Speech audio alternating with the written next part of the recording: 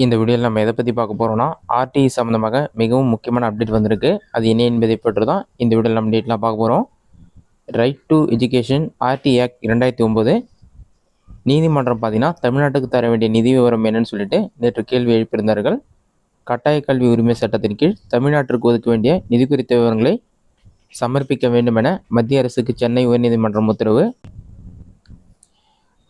கட்டாய கல்வி உரிமை சட்டத்தின் கீழ் நடப்பாண்டு மாணவர் சேர்க்கை தொடங்கப்படவில்லை என்றும் உடனடியாக மாணவர் சேர்க்கை தொடங்க உத்தரவு கோரியும் பொதுநல வழக்கு தொடரப்பட்டிருந்தது. இதற்கான நிதி என்னன்னு சொல்லிட்டு நிதி ஏன் ஒதுக்கலைன்னு சொல்லிட்டு மத்திய அரசு இது சம்மந்தமான ஆவணங்களை சமர்ப்பிக்கணும்னு சொல்லிட்டு நீதிமன்றம் உத்தரவிட்டிருந்தன. இது சம்மந்தமாக மத்திய அரசு என்ன சொல்லியிருக்காங்க என்பதை பற்றி பார்க்கலாம். என்இபிக்கு நோ சொன்னதால் நிதி ஒதுக்கவில்லைன்னு சொல்லியிருக்காங்க. புதிய கல்விக் கொள்கை உள்ளிட்ட விவகாரங்கள் தொடர்பாக மத்திய அரசுடன் பார்த்தீங்கன்னா தமிழக அரசு ஒப்பந்தத்தில் கையெழுத்திடாததால் கல்வி நிதி ஒதுக்கவில்லைன்னு சொல்லியிருக்காங்க.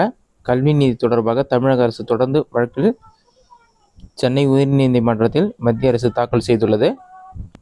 இதில் இவங்க என்னென்னலாம் சொல்லியிருக்காங்கன்னு சொல்லிட்டு டீட்டெயிலாக பார்க்கலாம். கல்வி நிதி ஒதுக்காது ஏன் மத்திய அரசு விளக்கம். தமிழகத்திற்கு கல்வி நிதி ஒதுக்காது ஏன் என்று சென்னை உயர்நீதிமன்றத்தில் மத்திய அரசு விளக்கம் அளித்துள்ளது. புதிய கல்விக் கொள்கையில் ஒப்பந்தத்தில் கையெழுத்து போடாததால் நிதி ஒதுக்கவில்லை என்று மத்திய அரசு விளக்கம் அளித்துள்ளது. கையெழுத்திடாவிட்டால் நிதி தர மாட்டோம் என்பது பெரிய மனப்பான்மை என்று தமிழக அரசு பதிலளித்துள்ளது.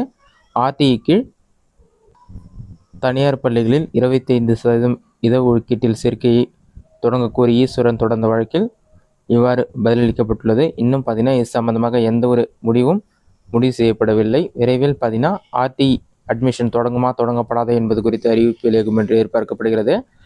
மத்திய அரசு நிதி ஒதுக்கினால் மட்டுமே மாநில அரசு ஆர்டிஇ அட்மிஷன் ஓப்பன் செய்வாங்க என்று கூறப்பட்டுள்ளது. இதுதான் பார்த்தீங்கன்னா ஆர்டிஇ சம்மந்தமாக வெளியிட முக்கிய அப்டேட். நீங்கள் ஆர்டிஇ அட்மிஷனுக்கு வெயிட் பண்ணிங்கன்னா கண்டிப்பாக ஒரு சில டாக்குமெண்ட்லாம் நீங்கள் கட்டாயமாக ரெடி பண்ணி வச்சுக்கணும். அந்த டாக்குமெண்ட் என்னென்ன அந்த டாக்குமெண்ட் லிஸ்ட் மட்டும் பார்க்கலாம். விரைவில் பார்த்தீங்கன்னா ஆர்டிஇ அட்மிஷன் தொடங்கப்படுமா தொடங்கப்படாதுன்னு சொல்லிட்டு இன்னும் ஒரு வாரத்திற்குள் அறிவிப்பு வெளியாகும் என்று எதிர்பார்க்கப்படுகிறது. நம்ம டாக்குமெண்ட் லிஸ்ட்னு சொல்லி பார்க்கலாம். தேவையான ஆவணங்கள் என்னென்னு பார்த்தீங்கன்னா ஸ்டூடெண்ட்டுடைய ஃபோட்டோ, அதற்கான வித் ஹைட்டும் கொடுத்துருக்காங்க. 150 பிக்சல், ஹைட் பார்த்தீங்கன்னா 175 பிக்சல், 100 கேபி குறைவாக இருக்கணும். ஸ்டூடெண்ட்டுடைய பர்த் சர்டிஃபிகேட் இருக்கணும். அது ஒரு எம்பிக்குள்ளே தான் இருக்கணும். ஜேபிஜி ஃபார்மெட்டு தான் இருக்கணும். பேரண்ட்டோட ID card, Aadhaar card, PAN card இந்த மாதிரி document, address proof document. Next நீங்கள் ஸ்பெஷல் கேட்டகரியில் அப்ளை பண்ணிங்கன்னா வீக்கர் செக்ஷனாக இருந்தால் அதற்கான டாக்குமெண்ட் நீங்கள் அப்லோட் பண்ணுற மாதிரி இருக்கும். டிஸ்அட்வான்டேஜ் குரூப்னா அதற்கான கம்யூனிட்டி சர்டிஃபிகேட் நீங்கள் அப்லோட் பண்ணணும். இந்த மாதிரி கேட்டகரி வைஸாக நீங்கள் அப்ளை பண்ணுறீங்கன்னா அதற்கான டாக்குமெண்ட் என்னென்னலான்னு சொல்லி லிஸ்ட்டு கொடுத்துருப்பாங்க. அந்த லிஸ்ட்டுக்கான டாக்குமெண்ட்லாம் நீங்கள் அப்லோட் பண்ணுற மாதிரி இருக்கும். இந்த டாக்குமெண்ட் எல்லாமே நீங்கள் ரெடி பண்ணி வச்சுக்கணும். ஆர்டிஇ அட்மிஷன் விரைவில் ஓப்பன் ஆக உள்ளது. ஓப்பன் ஆன பிறகு இதை நீங்கள் அப்லோட் பண்ணி அப்ளை பண்ணுற மாதிரி இருக்கும். இந்த வீடியோ உங்களுக்கு யூஸ்ஃபுல்லாக பண்ணிக்கிறேன். இந்த வீடியோ பிடிச்சதை லைக் பண்ணுங்கள். வேறு டவுட் கமெண்ட்ஸில் கமெண்ட் பண்ணுங்கள்.